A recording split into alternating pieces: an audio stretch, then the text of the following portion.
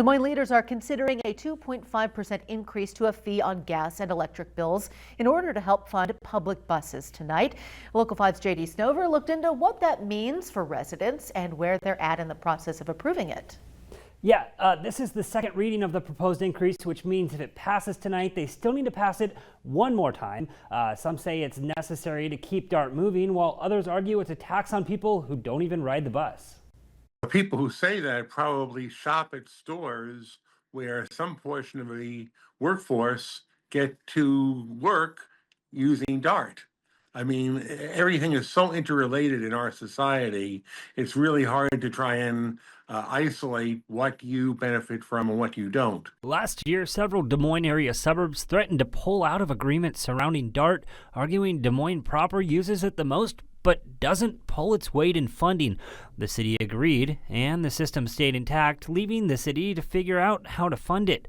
This fee increase is the proposed response. I want to put our best foot forward and say to our neighboring communities, we are in this with you. Some argue it's a temporary solution to a long-term problem, and that if Des Moines is going to increase its funding in the system, they need to have a bigger seat at the DART table as the Transit Authority works to reimagine its system. Right now, we don't know what service we're providing, but we do know that we're going to tack on something on their gas and electric bill. I'm not comfortable with that. While Des Moines is considering this move to fulfill its part in the future DART formula, DART does tell Local 5 they're working on a balanced budget until the end of June 2026. A 2.5% increase would mean if residents' current gas and electric bill is $100, they'd pay an additional $2.50 moving forward if this passes, Stephanie. Now, the water quality in Polk County has raised significant concerns among residents. The fluctuations in nitrate levels have left many questioning the safety of our water.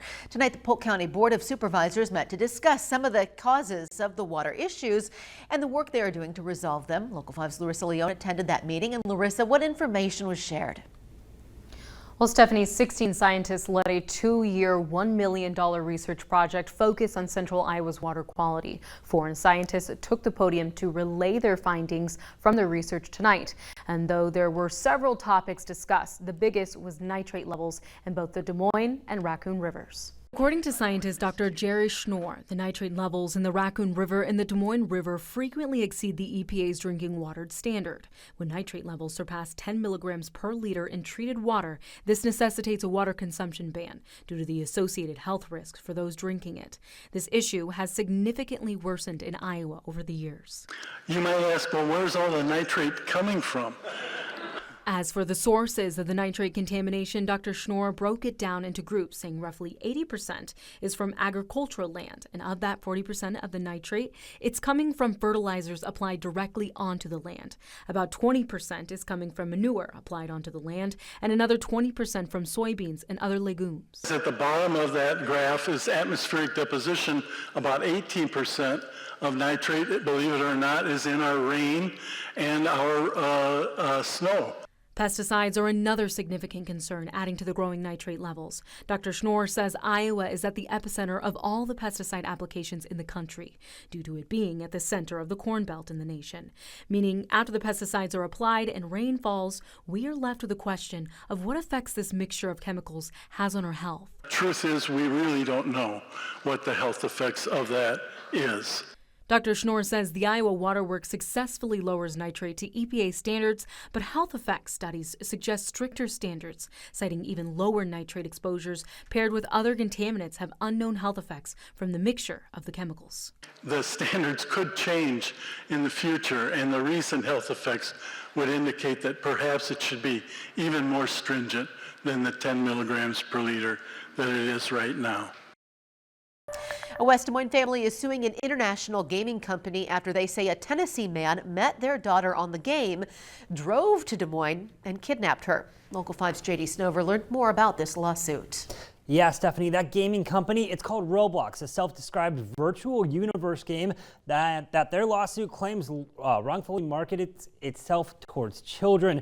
They allege this man initially made contact with the victim on the game's chat feature, which they say is unregulated. It's one of over 250 similar cases pending nationally against the game. The family's lawyers argue cases like this are a result of overall neglect on the company's part. yes, they did know about certain technologies that would help minimize the risk of exploitation on their sites. They didn't use them until they started enacting some policy changes only recently, and there's good evidence to suggest that it was really to help fuel that growth, drive up the value of the business. In a statement to Local 5, Roblox says they can't comment on pending litigation individually, but, quote, we invest significant resources in advanced safety technology, including a combination of machine learning and human moderation teams working 24/7 to detect and address inappropriate content and behavior. A new Iowa task force is getting close to developing its final report on how to save taxpayer dollars. Today, the Iowa Department of Government Efficiency, or DOGE, task force held a meeting to go over 45 preliminary recommendations.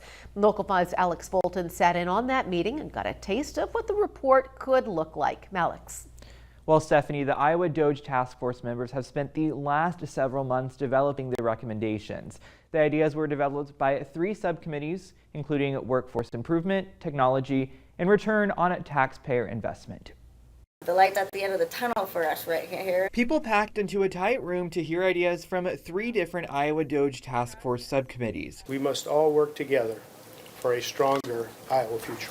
First, the Workforce Improvement Subcommittee suggested expanding apprenticeship and internship programs with businesses and community colleges. It matters about the dollars spent when it comes to workforce, keeping kids who graduate in Iowa to stay in Iowa, to get jobs, to move on for further education, and live their life here. Then the Technology Subcommittee floated creating a portal where Iowans can renew their license, pay a fee, and register to vote all in one place. When people find it easy to access service and information, it builds confidence that their government is competent and responsive, and that's a forward-looking outcome we very much want to achieve. Later, the Return on Taxpayer Investment Subcommittee recommended amending Iowa Code to create so-called independent cities. If they choose, cities with at least 50,000 residents could establish their own services they may be receiving from the county. Vehicle registration could be managed via an Amazon-like model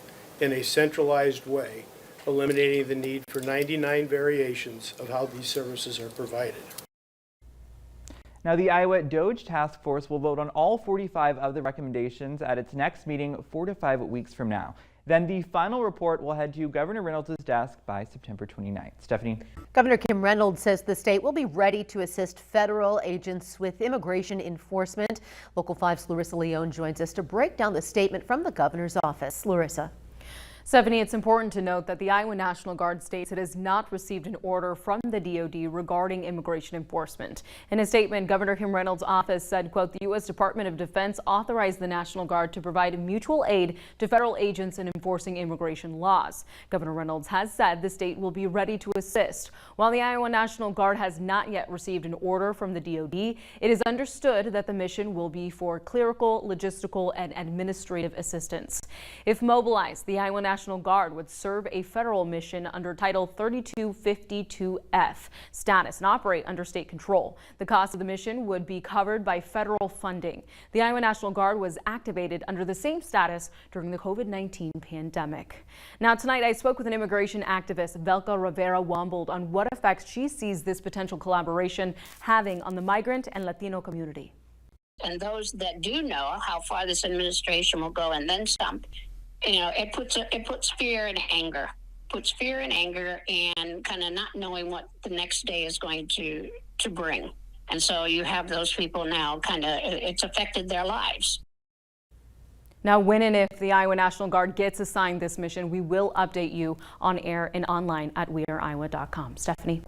Well, just in the last half hour, the Starbucks outside the Merle Hay Mall became the first in the metro to unionize. Now, the store joins over 600 locations across the country represented by Starbucks Workers United. And Local 5's Alex Fulton explains what it took to get to this point. Alex.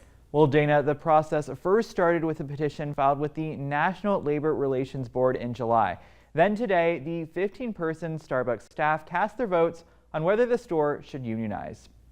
I think I quite literally took a quick 10-minute break to cry in my car that day. Last Christmas, shift supervisor Jacob Scroggins says he was scheduled to work all day at the Starbucks on Merle Hay in Des Moines. There was a death, a pretty big death in my family right before, so that started weighing on me of realizing I'm scheduled open to close on a holiday that's really important to my family. Frustrated, he reached out to folks from a Starbucks in Iowa City that unionized in 2023. What we wanted Merle Hay to know is it seems like it's going to be very hard to unionize, but the hardest part is starting maybe and having these conversations with your coworkers. Scroggins says what he's currently making isn't enough to support himself on a single income. It would be a very, very tight budget for, the average one-bedroom apartment.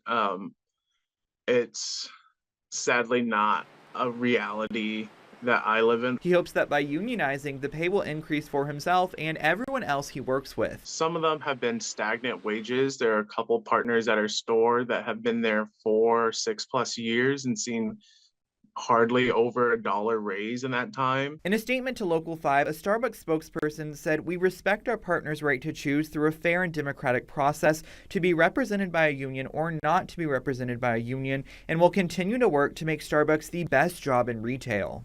Just a few weeks ago, Lineville's fire department started construction on a new building. Now today, that building is gone. This morning around 9 a.m., Assistant Fire Chief Jeff Landrum got a call from his chief. He told him to get to town as some major damage had occurred. When he arrived, their nearly finished new building was destroyed. We've been about 5 to 6 years gathering up the money, writing grants, taking donations, and we finally got things put together, and we just started on the construction of this new building about 4 weeks ago. And in his 55 years in Lineville, he's never seen storm damages this extreme. Still, his mind has been set on repairing what's been lost. When something like this happens, as an emergency responder, you just get in and do your job. You don't really think about anything until your job's over, and we're not completed with our job yet. The fire department says donations can be made to the Lineville Fire Department Building Fund through the First Interstate Bank in Corydon. Just down the road over the Iowa-Missouri border sits S&P Smokehouse, a bar that opened in 2024. This morning, their entire roof was blown off, and owner Sean McNally says his friends came to the rescue. A friend of mine, Chuck, called me. He says, "What can I do?" I says, "Whatever you want, bud." I come back, pouring down rain, and there's Chuck and 5 other guys on the roof putting tarps on the roof. He says more people came to town after that, and soon enough, anywhere from 50 to 100 people were out helping each other. Hours after the storm struck through the town, many are out assisting in cleanup efforts. And the assistant fire chief says there's no shortage of community support during this hard time. In Lineville, I'm Emma Stroner, Local 5 News.